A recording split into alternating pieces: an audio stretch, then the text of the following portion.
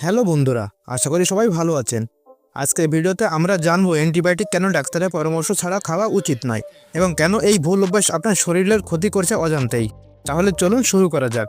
Antibiotic এমন একটি ওষুধ যা শুধু ব্যাকটেরিয়াল ইনফেকশন ছাড়াতেই কাজ করে, কিন্তু অনেকেই জ্বর, ঠান্ডা, গলা ব্যথা বা ফ্লু হলে নিজের ইচ্ছাতে অ্যান্টিবায়োটিক খেতে শুরু করেন, যা আসলে ভাইরাল ইনফেকশন এবং সেখানে এই ওষুধের কোনো কাজই নেই।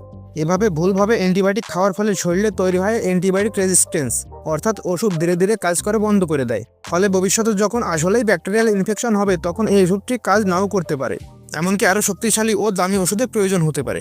ধরুন আপনার গলা ব্যথা হয়েছে, আপনি নিজে থেকে সিপ্রোফ্লক্সিন খেলেন 2 দিন, ভালো হয়ে গেল তাই বন্ধ করে দিলেন। 15 দিন পর আপনার নিউমোনিয়া হলো এবং ডাক্তারের কাছে গেলেন, কিন্তু ডাক্তার আবার সেই একই অ্যান্টিবায়োটিক দিলেন, কিন্তু এবার ওষুধ আগের মতো কাজ করলো না, কারণ আপনার দেহে ব্যাকটেরিয়া আগে অসম্পূর্ণ কোর্সের কারণে আরও বেশি শক্তিশালী হয়ে গিয়েছে।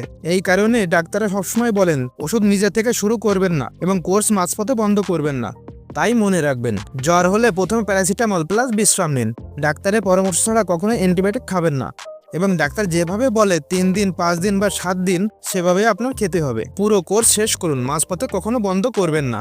আরেকটি কথা, প্রতিটি অ্যান্টিবায়োটিকের কাজ আলাদা। কারোর জন্য অ্যামোক্সিসিলিন উপকারী হলেও অন্যদের জন্য অ্যাজিথ্রোমাইসিন প্রয়োজন হতে পারে।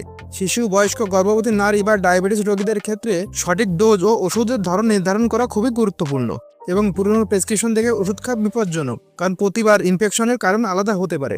শেষে বলবো, অ্যান্টিবায়োটিক কোনো ম্যাজিক ওষুধ নয়। ভুলভাবে ব্যবহার করলে এটি ভবিষ্যতে আপনার জন্য আরও বিপদ ডেকে আনতে পারে। তাই সচেতন থাকুন, ডাক্তারের পরামর্শ মেনে ওষুধ ব্যবহার করুন এবং নিজের ও পরিবারের স্বাস্থ্য সুরক্ষিত রাখুন।